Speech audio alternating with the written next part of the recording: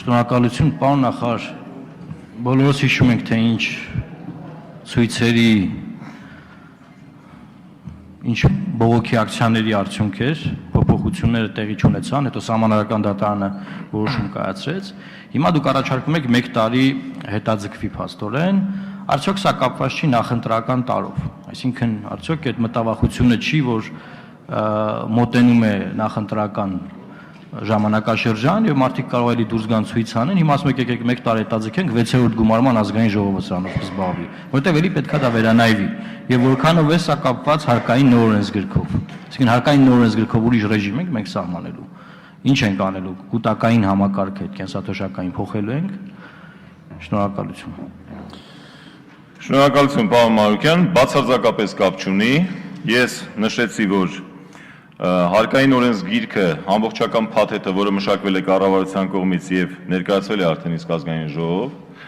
նախատեսվում է դրա հանգամանալից մանրամասն քննարկում ազգային ժողովում եւ դուք գիտեք, որ էական փոփոխություններ են նախատեսվում ամբողջ հարկային օրենսդրությունում եւ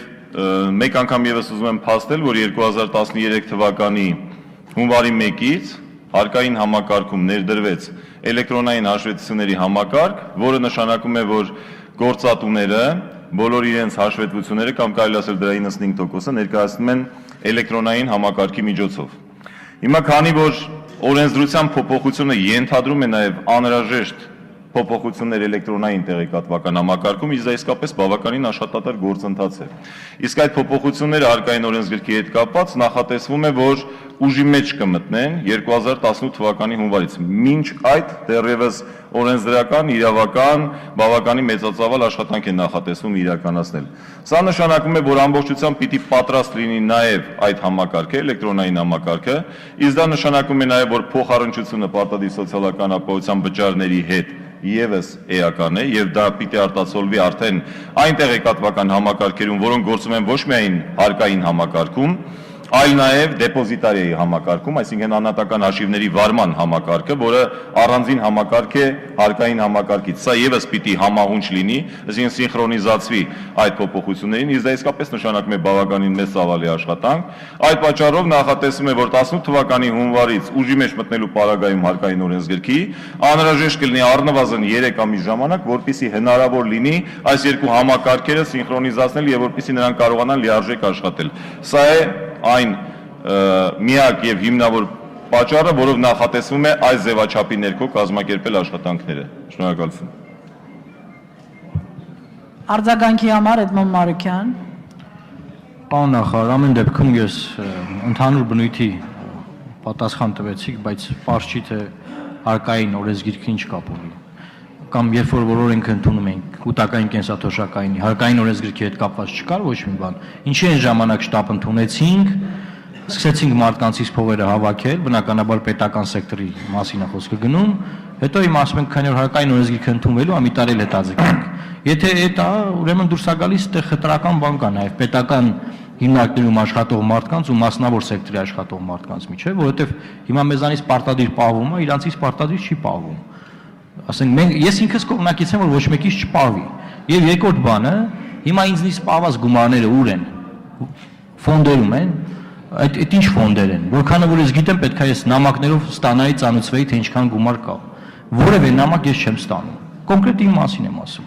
Ու այս վերջերս նաև սոցիալական ցանցերում էր խոսվում, որ որևէ տեղեկություն չկա այդ փողերը ուր են գնում, ասենք։ Պահվում են, բայց ուր են այդ փողերը։ Պարոն Մանուկյան, ուրեմն ինչ վերաբերում է պարտադիր կൂട്ടակային համակարգին կամ ընդհանրապես կենսաթոշակային նոր ներդրված երաժշտական համակարգին։ Համակարգը 2014 թվականի հուլիսի 1-ից գործում է։ Այս ընթացքում ես ձեզ նաև կարող եմ տեղեկատվություն ներկայացնել, մենք ունենք պարտադիր կൂട്ടակային բաղադրիչի մասնակիցների թիվը մարտ ամսվա դրությամբ 2016 թվականի 143,580 անձ, որից պետական աշխատողներ 64,788, ոչ պետական աշխատողներ 78,792։ Ուրեմն հաշիվներ ունեցող, դեպոզիտարիայում անհատական հաշիվներ ունեցող անձանց թիվը 218,491, նորից մարտ ամսվա դրությամբ 2016 թվականի։ Հավաքված գումարը 36 միլիարդից մի փոքր ավել, այդ թվում եւ վճարումները եւ պետական մասնակցությունը, գիտեք, որ պետական բյուջեն նաեւ համաֆինանսավորում է։ Անցյալ տարվա տեղեկատվությունը, ամփոփ տեղեկատվությունը այս տարի տրամադրվել է բոլոր այն քաղաքացիներին, ովքեր դիմում ներկայացրել էին,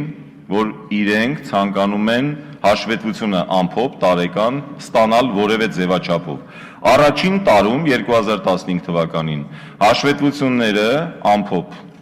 անհատական հաշվետվությունները տրամադրվել են բոլոր մասնակիցներին եւ մասնակիցները հնարավորություն են ունեցել նաեւ այս ընթացքում կատարելու ընտրություն հաշվետվությունների ստացման։ Ուրեմն այդ ընտրությունը կատարելու պարագայում քաղաքացիները բոլորը իրենց հաշվետվությունները ստացել են եւ բնականաբար հնարավորություն ունեցել դիտարկելու։ Ինչ վերաբերում է այդ գումարների ներդրումներին, ֆոնդերի կառավարմանը եւ այլն, անցյալ տարվա արդյունքները ամփոփ նաեւ այդ ֆոնդերը հնարավորություն ունեցել են ներկայացնելու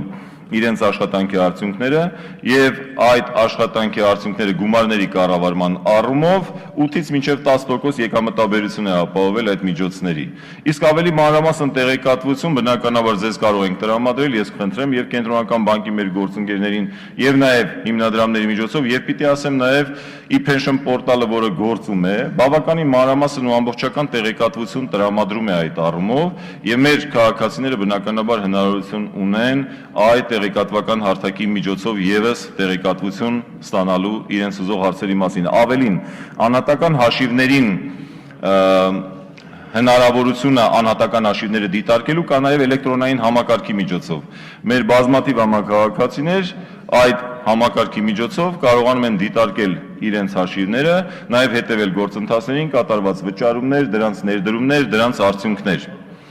Ինչ վերաբերում է մեկ անգամ եւս հարկային համակարգի հետ կապված փոփոխությունների հետ շահկապված լինելուն այն խնդրին, որ դուք մեկ անգամ եւս բարձրացրեցիք։ Տեսեք, փոփոխությունների շրջանակներում գիտեք արդեն իսկ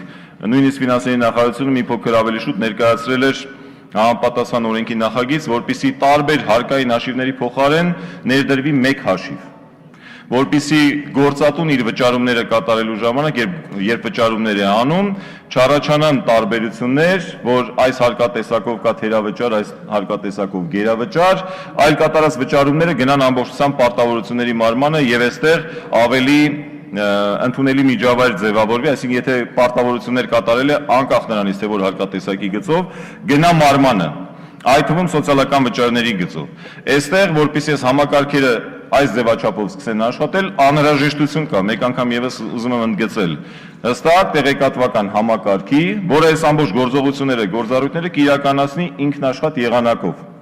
Եվ որպեսզի այս բոլոր հանգամանքները, որոնք որ կամրագրվեն հարկային օրենսդրությունում,